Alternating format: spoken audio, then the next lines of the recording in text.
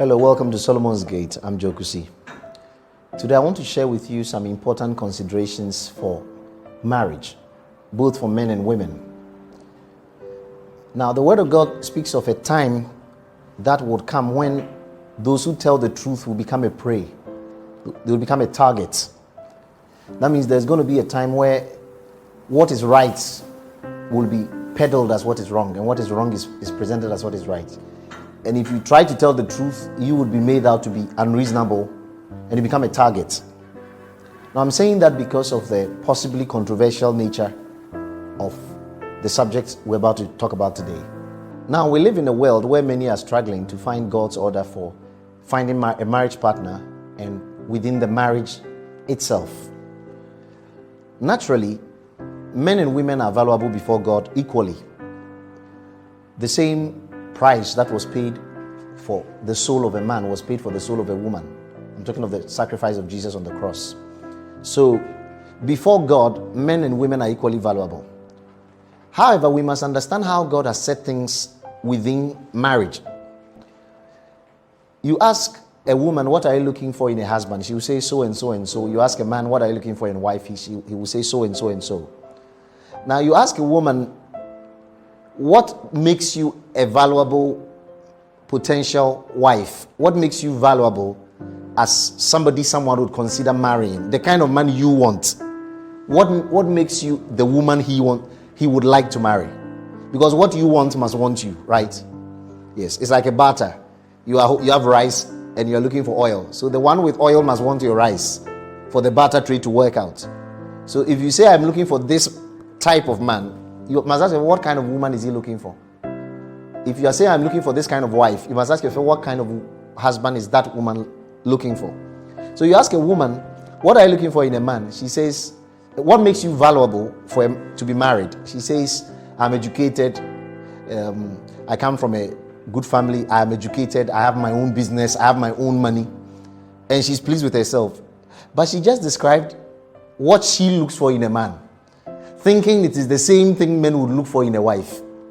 So she's so sure of herself. I have two businesses, I'm educated, so I am something. I bring something to the table, or I'm a good potential wife.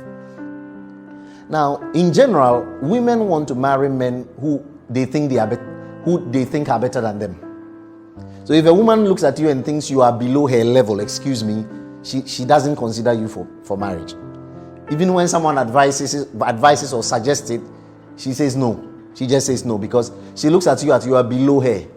And by below her, what do we mean? In terms of your social status, financially and educationally. So that's how women measure what makes a man valuable. His ability to provide financial security and his ability to provide social security and status.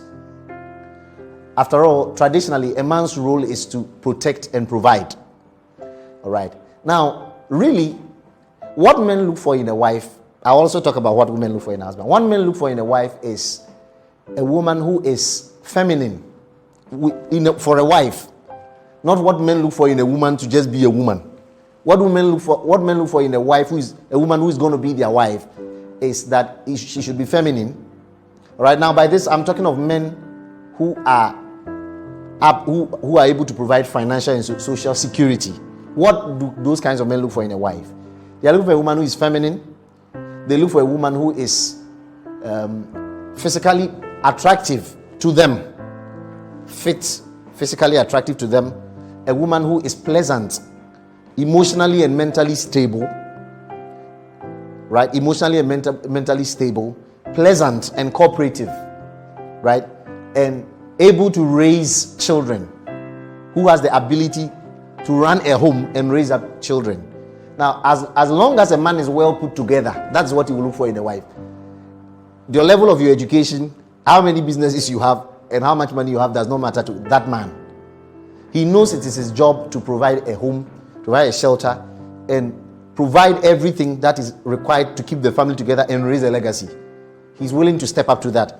So he's looking for that in a woman. Also, a woman can make any amount of money. A woman can be educated to whatever level. It is wonderful, right? But a woman can be praised for those things, but she will always be judged by the kind of man she is able to lock down, as a husband, and the children she raises up. So although a woman will be praised for her achievements in education and career and business, she will always be judged by the kind of man she calls husband, and the children she's able to raise up. Right? So many women increasingly, as they grow into their late 30s, 40s, they begin to feel an emptiness. I have achieved everything I thought would make me not need a man. Right? That even shows those things are the things women expect men to bring.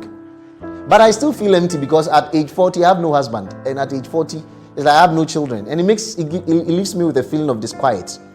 It is because even though a woman may be highly educated, and even though she may achieve in business and career, really within marriage, her value within a marriage, not as a person, within a marriage, will always be tied to her feminineness, not her masculine traits and her ability to produce and provide, but feminineness, her ability to raise children and cooperate with a man. Now, what are women looking for in a man? They are looking for a man who can provide. All right. So when you put these two together, you see God's order within the home, because God has made the man to be the provider and the protector. So a woman can make money and help the man, but when a woman is paying the bills every day, there's something wrong.